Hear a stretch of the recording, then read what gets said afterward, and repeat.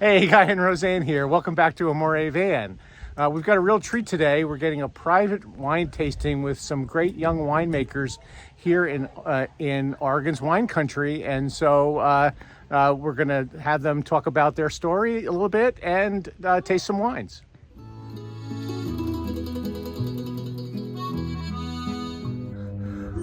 All right, so here we are in beautiful Oregon wine country. If I just pan here, you can see these beautiful vineyards. And Roseanne and I are really blessed today because our son-in-law has a lifelong friend, Paul here. And Paul is a terrific young winemaker, and he was kind enough when he heard that we were going to be traveling in this area of Oregon to invite us to come and see his winemaking operation and to taste some of his wines. Full disclosure, we've tasted quite a bit of wine already, so if I stumble over my words during this video, that's why. Just a couple. Just a couple so far. So Paul and Barbara, tell us about yourselves and first of all, introduce the little one for us here. Yeah, so Barbara, this is Hatcher, our little 9-month-old son. Winemaker in training for sure. And I'm Paul. I'm the winemaker and owner of Seder Fire Wines. And how did this all get started? Well, you mentioned that a dear friend of mine, Eric Gallagher, is a lifelong friend. We're both from Connecticut, where we were born and raised and grew up there. And on the East Coast, I started a career in the beverage industry, started into beer, and then I got into wine, became passionate about wine over the course of 6 years there, working in wine, and moved out to wine country. So my wife and I, who's also from the East Coast, moved out here 10 years ago now. And so we've been living, he just panned out a second ago, in this beautiful wine region, 10 minutes from here. Willamette Valley. In Willamette Valley, Oregon, for the past decade. And in that time, I've had a chance to work with some incredible producers. I've worked with some of the best producers in Oregon, gotten to train with some masters from Burgundy, from Chile, from Spain. And yeah, I started my first professional vintage making wine was in 2015. I launched my company Seder Fire in 2019, and I'm amazingly fortunate to be able to do this now for a living. And it's a dream come true. So tell me about the name. Where does that come from? So, Seder Fire. Yeah, I believe in the unique. I believe in the fantasy. I believe in the story behind everything. So, Eric, your son-in-law knows this about me. I love fantasy, everything from Harry Potter to Tolkien to Pan's Labyrinth. I'm obsessed, and so for me, winemaking is a very whimsical thing. You know, we get to conduct pure alchemy in the cellar. We just did a tour through the room down there. I get to conduct the magic of fermentation. I get to wander out through beautiful glades and forests and vineyards out here in the region, and then make magic happen in the winery. And so, for me, it makes a lot of sense to tie fantasy into the brand. And so, Seder, this character on my labels. Goat horn, cloven hooved. If we look back at mythology, whether it's Dionysus, the god of wine in Greek mythology, is often depicted as a satyr. This character throughout different myth and fantasy lore is one that's depicted as being a character of, having ties to music, to agriculture, to fertility, to wine. And so, yeah, that's where it comes from. And I just believe that our brand is unique enough, our story is unique enough that we should make every bottle unique and make the story unique with that. All right, so before we arrived up here on this beautiful patio to enjoy some wine, we had some great barrel tastings down in the cellar, and but why don't you tell us about both the wines we've had already and some of these wines we have in front of us, and you've been telling us that you take a somewhat different approach to your wine selection, your grape selection here in the valley, where Pinot Noir is sort of the dominant grape. But you've branched out in trying to prove that you can make some great white wines here in the valley. So tell us about that. That's absolutely right. And so actually right in front of us here, we've got a couple of my Pinot Noir. So I make a little bit of red wine every year, kind of as an homage to the region. But white wine is much more my focus. We're a small company, only producing right now about 1,200 cases of wine per year, which is enough to keep me busy for sure, but very small boutique winery in the grand scheme of things. And so yeah, white wines are our focus. About 90% of all the wines we make are white wines, and we do make red wine every year just to stay in touch with the physicality and the practice of doing that. And like I said, an homage to this Pinot Noir region to make some Pinot. But yeah, we just were down in the barrel cellar a moment ago tasting some of the 2023 vintage wines. And so those are the wines that ripened on the vine all throughout last year, were finally picked, at the tail, or at the between September and October of last year's vintage, fermented through the latter part of November, and then have been resting in barrel ever since then. So we tasted downstairs. We started with a Riesling that I had just put into a tank, taken from barrel, put into a tank, stainless steel, and then we tasted from the French oak barrels that they're currently in, some Chardonnay, Chenin Blanc, and even a little glimpse at our Tempranillo, which is a full-bodied red wine that we're making from a local vineyard here.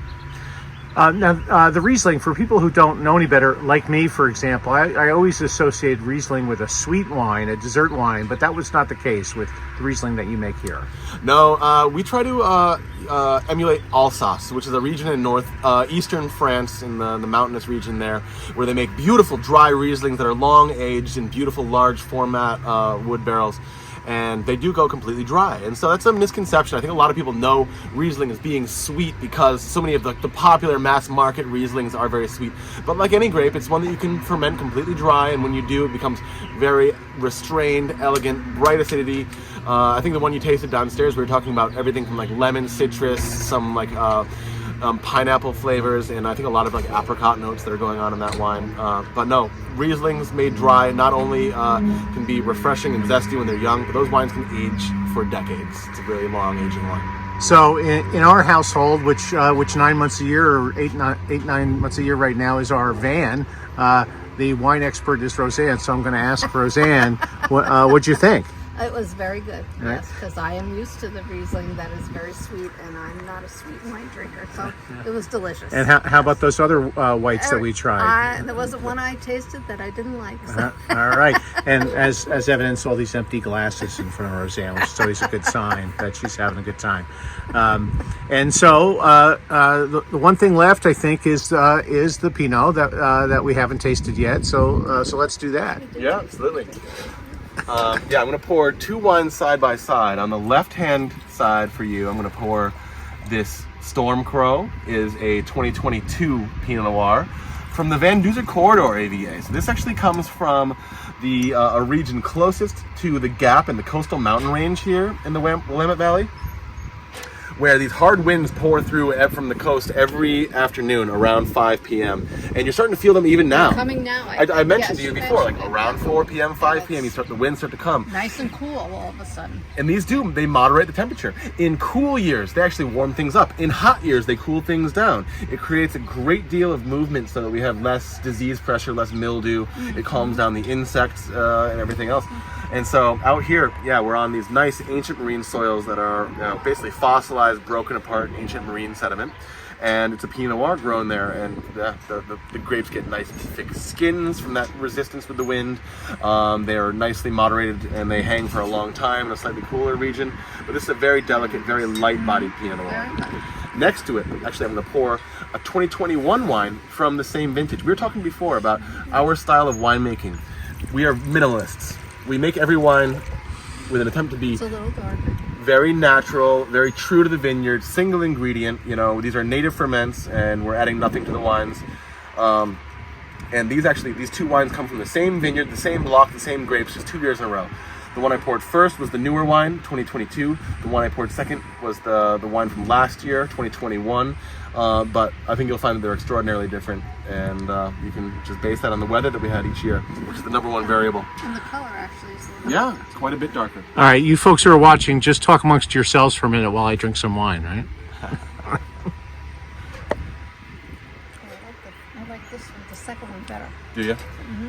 One, it's a little bit It's more a little developed. heavier, but I like them both.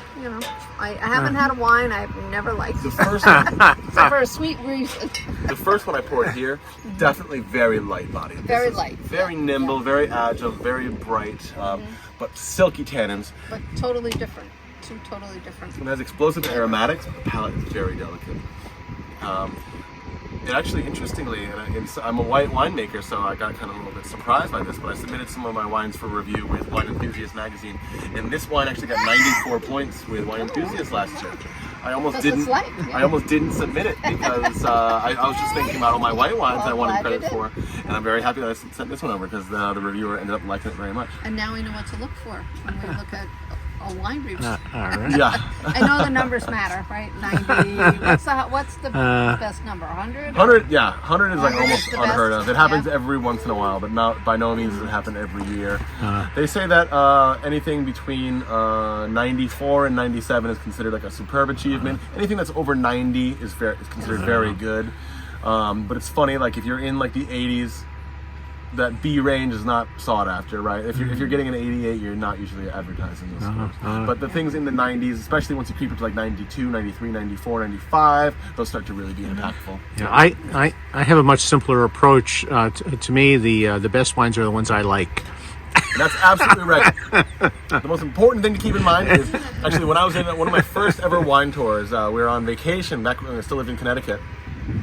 And a cellar guide was taking us through the winery, and he said this. He said, "You want to know the secret about how to tell if a wine is good or bad?" And we were all like, "Tell us this magical secret, my friend. You know, like tell us this wisdom." And he just says, "Do you like it?" And I've taken that to heart because it's like, you know, keep in mind with these ratings, this is one person or a small panel of people that have a unique palate, a unique, you know, and the wine is tasting different on that day. The temperature is thus. They've had eggs for breakfast. You know, who knows how it's changing things. In the end of the day, what I love about the wine industry is it's as simple as this. Do you like it? Is it going well with the food you're having? Is it going well with the company that you're enjoying with? Is it good for the conversation? And does it make your mouth happy? You know, the cool thing about wine is if you love it and you're passionate about it, you can spend the rest of your life studying all the nuances and still only scratch the surface. It has a world of depth that you can constantly pour yourself into. But in order to have a passion for wine, or at least a hobby in wine, you don't need to understand all of that. It's as simple as, do I like this wine? And yeah, let's jump into it and enjoy it. Well, these wines are making my mouth very happy. So for people who are watching, Paul, if someone wants to buy your wine, how do they go about doing that? Yeah, so we're a small winery right now. I would invite you to, I host tastings like this, but we do them only by reservation. You'd want to, whether you want to order online, I ship to every state in the country, and some other countries as well. But if you want to order online, you'd visit me at satyrfire.com. That's SATYRFIRE.com. But if you also just go on there onto like the contact page on the website and reach out by email, I'd be happy to set up a tasting like this. And if you do live locally or if you're visiting Oregon, I'd be pleased to bring you out here, tour you through the vineyard, tour you through the winery, and pour you some of these wines also. All right, awesome, Roseanne. Any last observations? I hope you found this helpful. And enjoy some wine. It was a lovely visit. Cheers. Thank you. Cheers. Thanks for being here, you guys. We hope you found this helpful, and we'll see you next time here on Amore Van.